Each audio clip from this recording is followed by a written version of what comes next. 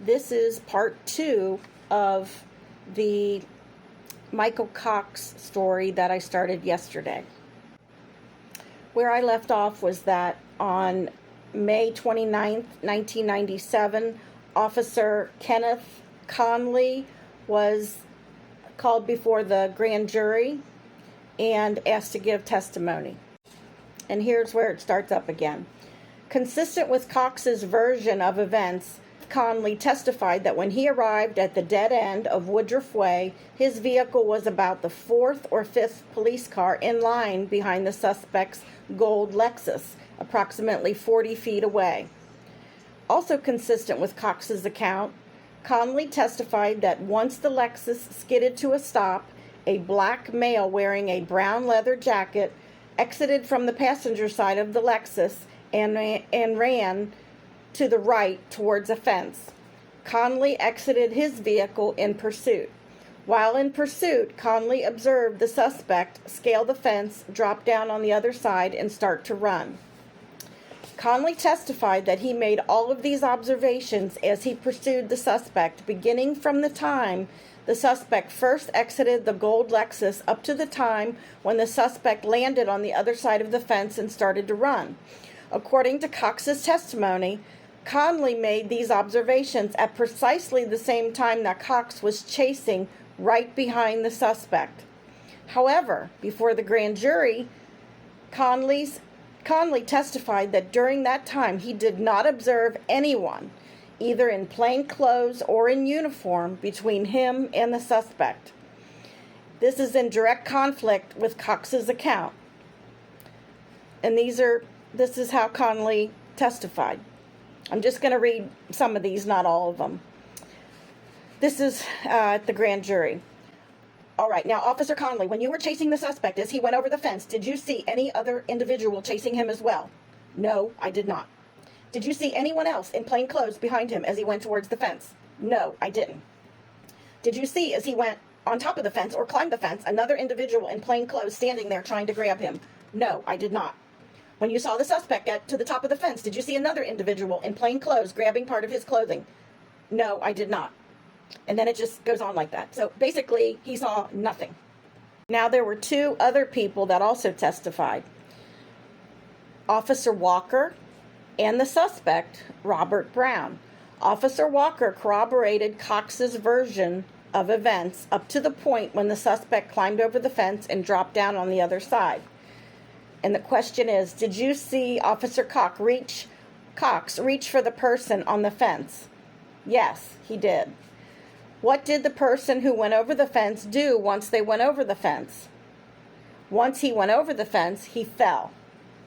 What did Officer Cox do once the person went over the fence?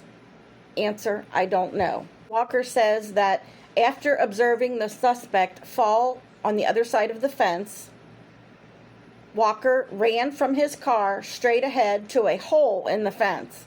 Walker did not see Cox put his hands on the fence as if to go over. The last thing Walker saw Cox do was reach for the suspect caught on the fence. And Walker says that after he went through the hole in the fence, he continued to pursue the fleeing suspect. As he ran, he came upon two white, plainclothes police officers standing in the street. Walker testified that no one had passed him by from the time that he ran through the hole in the fence to the time when he encountered the two white police officers. He did not know where the two officers had come from. He had not observed them jump over the fence. That's because they didn't jump over the fence, bro. The taller of the two officers asked Walker whether he had a light, and when Walker responded that he did not, the taller officer took off running.